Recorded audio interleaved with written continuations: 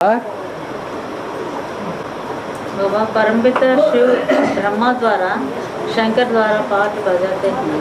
परमपिता शिव परमपिता परमात्मा शिव ब्रह्मा द्वारा शंकर द्वारा पाठ बजाते हैं, फिर विष्णु द्वारा भी पाठ बजाते हैं क्या है? हाँ, जब तीन मूर्ति शिव कहा जाता है या दो मूर्ति शिव कहा जाता है या एक मूर्ति शिव कहा जाता है, क्या कहा जाता है? त्रिमूर्ति शिव। एक होता है पाठ बजाना ब्रह्मा के रूप में। क्या?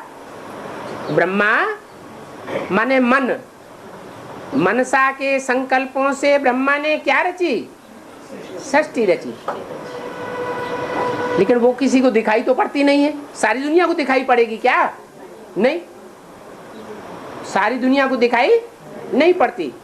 फिर दूसरा पार्ट कौन सा है? शंकर द्वारा विनाश। काय का विनाश? दुष्ट संस्कारों का विनाश, दुर्गुणों का विनाश, दुष्ट पार्टधारियों का विनाश, पुरानी दुनिया का विनाश। और उसके लिए वाचा चाहिए। क्या? जिनका भी विनाश होना है वो बड़बड़ बड़बड़ बड़बड़ बड़बड़ बोलने वाले हैं या मनीषी हैं? हैं? क्या है? बोलने वाले ज्यादा हैं, करने वाले कम है। होना क्या चाहिए? बातें कम, काम ज्यादा। तो बात बड़ बहुत बनाते हैं, बातें बहुत करते हैं और काम कुछ भी नहीं करना चाहते।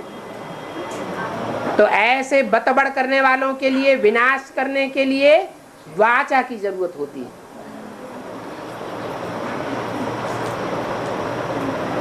और उस वाचा में जो ज्ञान भरा हुआ है, गूंजी विनाश की वाणी फिर भी कितनी कल्याणी, ये भी साकार की बात हो गई। ब्रह्मा के द्वारा मनसा संकल्पों से सृष्टि रची गई, वो भी साकार की बात हो गई। लेकिन विष्णु न साकार में होता है, उसकी मनसा भी नहीं चलती, उसकी वाचा भी नहीं चलती इतनी।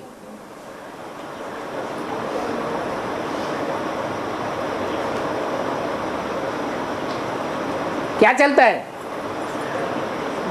हैं? अरे कुछ तो चलता है। प्रैक्टिकल कर्मेंद्रियां काम करती है या नहीं करती हैं? तो एक हो सिर्फ मनसा चलाने वाला, हठ योगियों का सरदार, और एक हो मनसा अथवा वाचा चलाने वाला। वाचा बहुत चलाए, मन में संकल्प विकल्प बहुत करे, लेकिन प्रैक्टिकल में कुछ भी न करे। और एक हो मनसा में ज्यादा घुमाड़े, संकल्प विकल्प चले या न चले, वाचा बहुत चले या न चले, लेकिन करके दिखा दे, तो उसे ऊंचे ते ऊंचे पाठधारी कहेंगे या नीचे ते नीचे पाठधारी कहेंगे? जैसे कहते हैं, शास्त्रों में भी लिखा है, 3 प्रकार के पुरुष होते हैं। एक होते हैं गरजते बहुत हैं और बरसते बिल्कुल नहीं।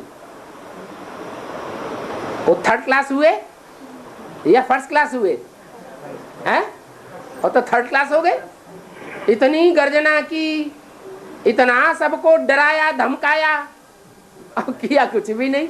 पानी हानि बरसा ही नहीं, सूखा का सूखा ही पड़ा रहा। तो लोग खुश होंगे या दुखी हो जाएंगे? और भी दुखी हो जाएंगे। कितना दिखावा किया। एक होते हैं गरजते भी हैं, बहुत गरजते हैं, फिर कुछ न कुछ बरसते भी हैं। गरजते भी हैं, बरसते भी हैं, लेकिन बरसते हैं पहाड़ों पर। क्या? ऊसर बंजर जमीन है, वहां बरस जाते हैं। तो बरसे भी रेतीली जमीन पर बरसे, ऊसर बंजर में बरसे, पहाड़ों पर बरसे, फायदा? फायदा तो कुछ भी नहीं हुआ। हुआ फायदा है? ये रुद्रमाला के मण के इतनी ज्ञान की बरसात होती है, इनकी बुद्धि रूपी धरणी में कुछ परिवर्तन हुआ है? इनकी बुद्धि रूपी धरणी क्या कहें, ऊसर बंजर कहें, या कुछ पैदाइश हुई नई दुनिया की है? है? नई दुनिया की पैदाइश हुई भले हो, लेकिन दुनिया को फिर भी कुछ भी दिखाई नहीं पड़ता। और विष्णु द्वारा क्या काम होता है? तीसरे बादल वो होते हैं जो गरजते भी नहीं हैं। क्या? गरजते नहीं हैं, लेकिन बहुत बरसते हैं। आए और जहां जरूरत है वहां बरसे और गए। तो कौन से अच्छे हुए? जो प्रैक्टिकल काम करके दिखाएं वो ज्यादा अच्छे हुए, या जो गर्जना करें और सोच विचार ही करते रहे वो ज्यादा अच्छे हुए? हैं? प्रैक्टिकल करने वाले अच्छे हुए। तो भगवान भी 3 प्रकार की मूर्तियां निर्माण करता है। एक है ब्रह्मा, मन के संकल्पों से सृष्टि रची।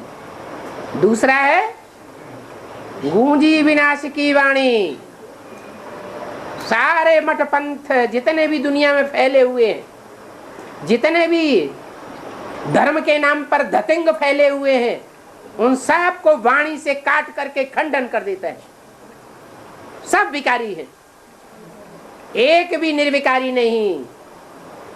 सब विकारी, पतित, तमो प्रधान दुनिया बनाने वाले हैं। लेकिन फायदा हुआ इससे है? कुछ सृष्टि में नयापन दिखाई पड़ता है? खंडन तो सबका हो गया, लेकिन मंडन दिखाई नहीं पड़ता। अगर है भी तो मनसा के अंदर छुपा हुआ है। जो मनीषी है वो मुट्ठ भर थोड़ी सी आत्माएं हैं, मनसा में तीव्र गति वाली, परंतु उनकी आवाज दुनिया में नहीं फैलती, क्योंकि वो प्रैक्टिकल में फेल है। इसलिए कोई उनकी बात मानता नहीं। तो ये 2 वर्ग तो फेल हो गए। और तीसरा कौन बचा? कौन सा ग्रुप बचा? विष्णु। तो विष्णु का ही वो ग्रुप है जिसमें परमात्मा बाप प्रैक्टिकल आकर के काम करते हैं। प्रैक्टिकल कर्मों से भी शिक्षा दी जा सकती है या नहीं दी जा सकती है? हैं? कोई बोले नहीं क्या? मन में मनन चिंतन मंथन भी न कर पाए, न करे, लेकिन काम सारा अच्छा करके दिखा दे, तो मान्यता होनी चाहिए या नहीं होनी चाहिए? होनी चाहिए। इसलिए विष्णु जो पार्टधारी है वो प्रैक्टिकल कर्म करके दिखाने वाला पार्टधारी है। और वो आत्मा 63 जन्मों में वो काम नहीं कर पाती। क्या क्या काम? 63 जन्मों में वो पवित्रता की नई दुनिया स्थापन करने का काम यूनिटी नहीं बना पाती। लेकिन इस अंतिम जन्म में जब परमात्मा बाप इस सृष्टि पर प्रैक्टिकल साकार तन में मुकर्रर रूप से आता है, तो उसकी वाचा को मान करके, श्रीमत को सर माथे पर धारण करके वो कार्य प्रैक्टिकल में संपन्न करके दिखा देती है। तो ये भगवान कराता है या वो आत्मा खुद करती है?